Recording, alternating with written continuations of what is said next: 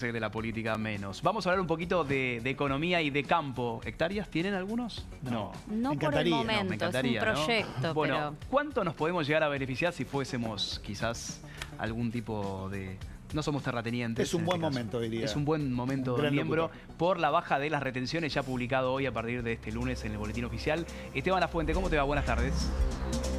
Buenas tardes para ustedes, ¿cómo andan? Bueno, pasamos en limpio, ¿te parece lo publicado hoy en el boletín en términos de la baja de algunas alícuotas y en especial acero en las economías regionales? Sí, tenemos ahí una placa para detallar los números de esa medida que se había anunciado al fin de la semana pasada. Se conoció el decreto y la letra chica, donde oficializa la baja temporal hasta junio de algunos puntos porcentuales variables de acuerdo a qué producto se trata, de diferentes productos y commodities que genera el agro, que era una medida que desde el sector reclamaban justamente para cambiar la ecuación de la rentabilidad. Planteaban que entre los riesgos de sequía, la suba de los costos por la apreciación cambiaria, eventualmente la caída de los precios internacionales, estaba afectando los números de la campaña de este año, y el gobierno también, atento a resolver ese factor y a generar incentivos para el ingreso de dólares, es que decidió esto que estamos viendo acá en pantalla, de una baja temporal de los derechos de exportación, también llamadas retenciones, ahí del 33% al 26% para la soja, los derivados del 31% al 24,5%, y después un montón de otros productos: trigo, cebada, sorgo y maíz del 12% al 9,5%, girasol del 7% al 5,5%, y hay otro grupo de productos de economías regionales que se les redujo a cero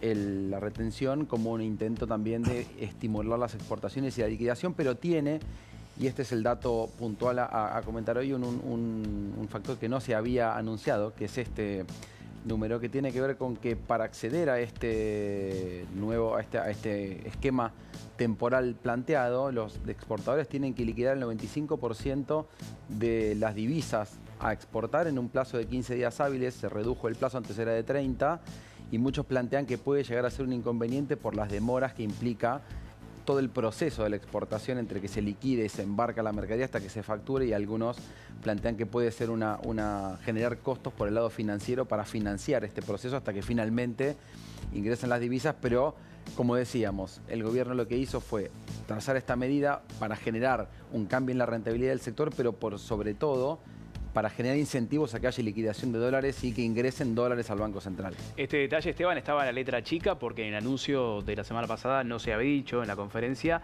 ¿Cómo crees que puede impactar en las entidades del campo? Y es como vos después comentabas, cuando se anunció la medida había sido bien recibida, no se había contemplado este factor que se conoció hoy.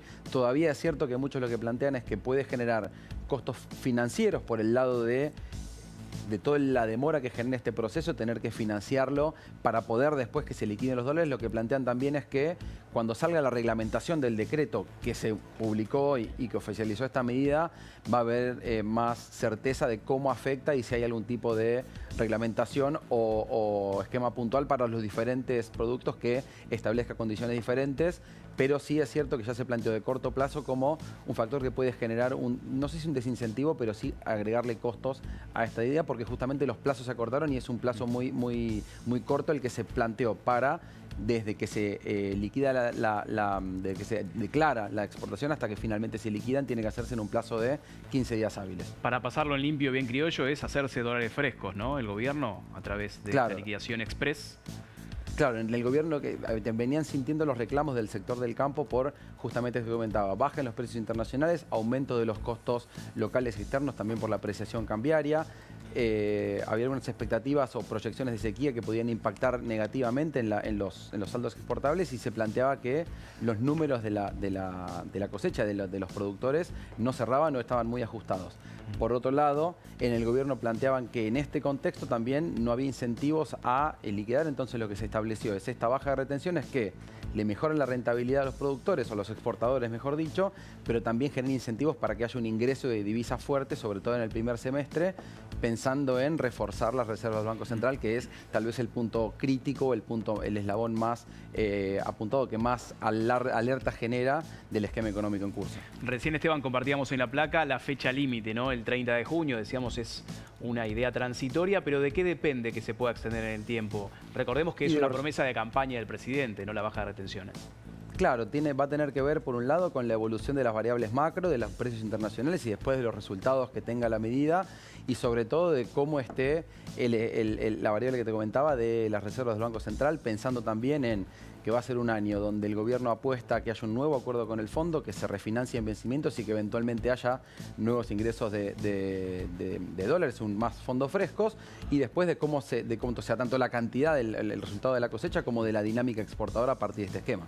Esteban, muchísimas gracias como siempre. Abrazo grande. Un abrazo para todos. Abrazo grande. Lo decíamos recién con Maxi, ¿no? Cruje una posible alianza entre el PRO y la Libertad Avanza, en especial por la réplica de Jorge Macri en las últimas horas al discurso inicial del presidente Javier Milei en Davos. Hablamos